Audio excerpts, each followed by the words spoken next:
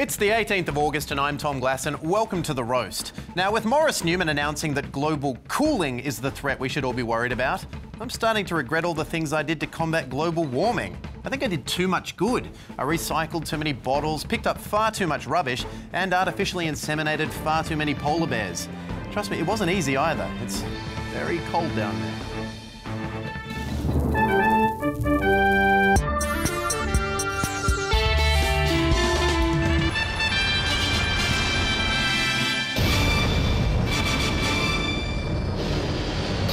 So I guess it's back to lighting forest fires twice a day, breeding extra gassy cows, and endorsing direct action. You know what, Billy? Take my bin and empty it into a dolphin's mouth. Oh, and Leela, take my Barina and start her up. In fact, start up all my Barinas. Yeah, that's it. Keep those tiny engines running. Yeah! Geez, it feels good to do my bit saving this rapidly cooling planet. First, though, here is Mark Humphries with...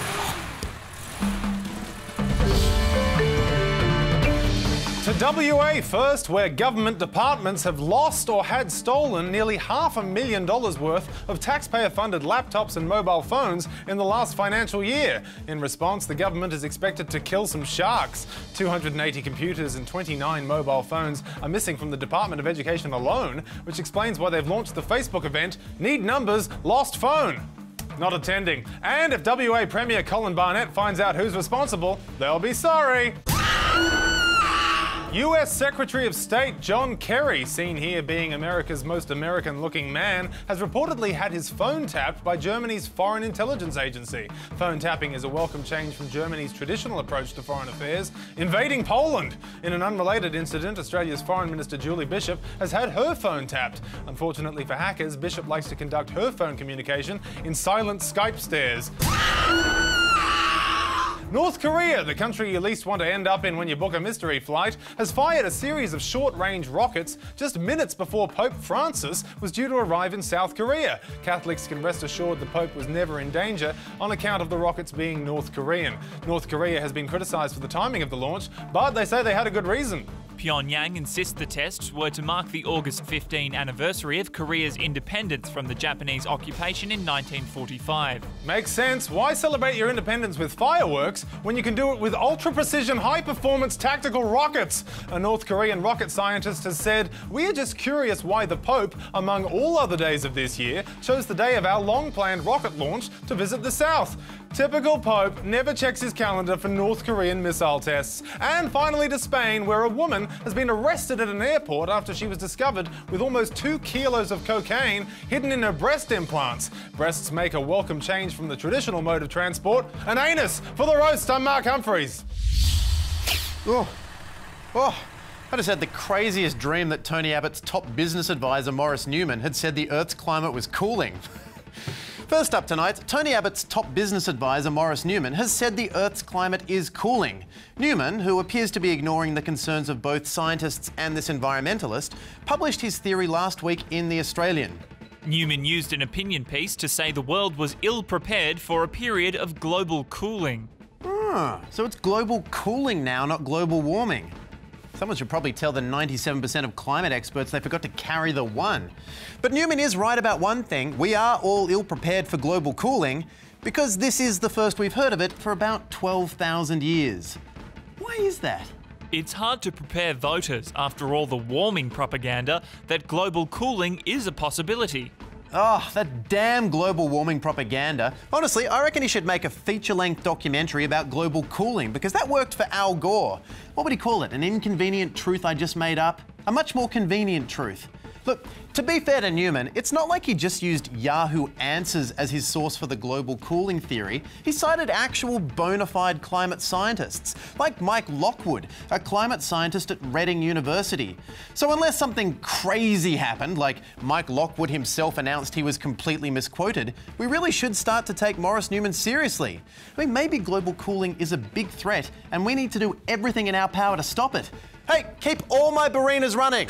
The wording in the quote is a very sly misrepresentation. This is deliberately ambiguous to make it look like I am saying something that I certainly am not.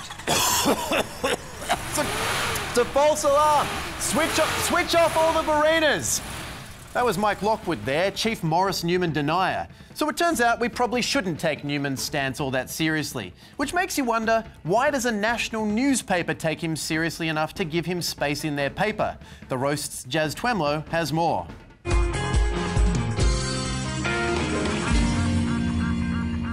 Having put all our eggs in one basket and having made science a religion, it bravely persists with its global warming narrative. Good evening and welcome to Media Botch. That was Maurice Newman there, contributing to the climate science debate that there isn't.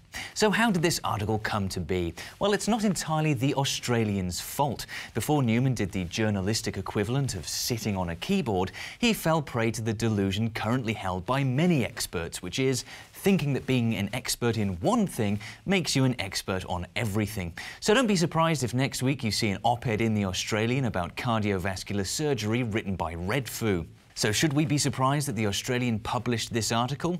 Not really. After Erica Betts was universally condemned recently for drawing a link between abortion and breast cancer, The Australian published this.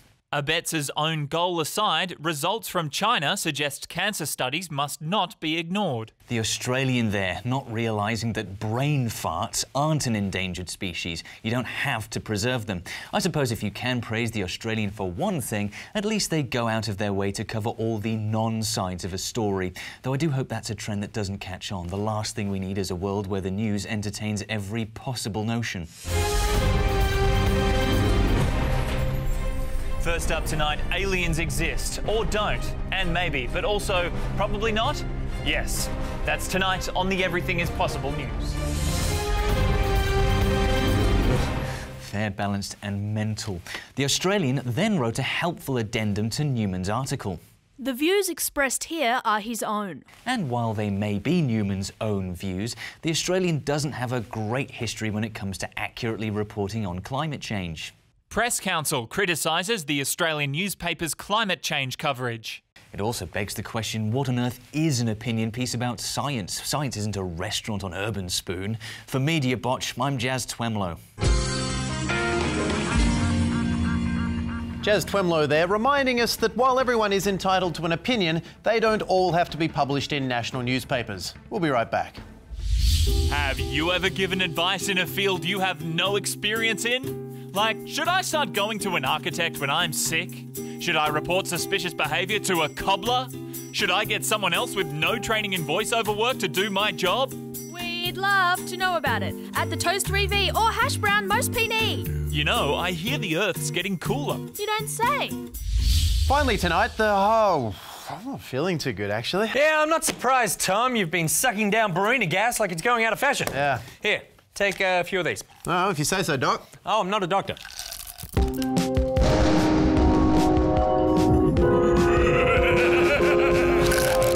So, Death, what's killing us this week? Relocation. Yes, relocation. According to documents obtained under Freedom of Information laws, the New South Wales government will push ahead with plans to relocate elderly people from public housing in Sydney's Millers Point, despite warnings it could cause negative health impacts and potentially death. Tom, I've read every single page of the government's report into this move, and I don't recall seeing any such warning. Well, that's probably because the findings were concealed until after the decision was announced in March, and the official report was altered to downplay the potentially deadly effect of the public housing sell-off. Right. Well, that must be what this section was about. I just thought it was some sort of postmodern bullshit. But I'm sure the government had a perfectly good reason for doing that. Oh, they certainly did. They were concerned about using the word death in the final report. And so they should be. No one wants to read about death, Tom. You know they had to conceal and alter the original ending of To Kill a Mockingbird because readers couldn't handle it when a real mockingbird actually died at the end. Also Scout. But why kick these old people out of their homes in the first place? Well, Tom, let me be clear. Our decision has nothing to do with the fact that these are several hundred centrally located waterfront properties with multi-million-dollar sweeping views that are so close to the harbour, just walking upstairs is basically doing a bridge climb. Oh, sorry, hang on. Our decision? Oh, yes, Tom, I'm here as a representative of Big Views. And you remember our motto? Big views. Get the out of our way, old man. And to get those views, we did consider several other options. You know, spinning the elderly around a bit to disorientate them, changing the numbers on their houses, even hiring a creepy old man to stand on the corner and go, "You live in this street? Oh, nobody's lived in these parts for nigh on 50 years. But someone didn't want to do it. It was just a dick move. So in the end, we just decided booting them out was the best option.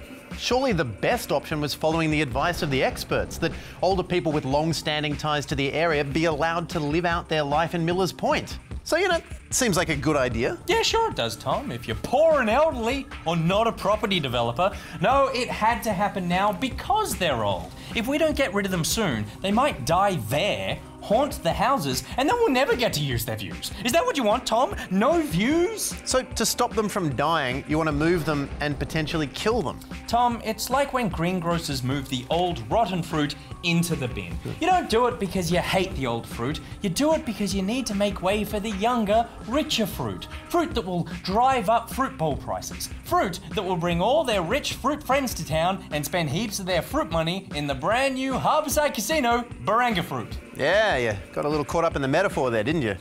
Yeah, I think my body's trying to tell me something. Yeah, that you need to eat more fresh fruit or you won't make it to old age. Oh no, Tom. I won't live long enough to be kicked out of my own home. Oh, yeah, what are you going to do to make sure that doesn't happen? Nick?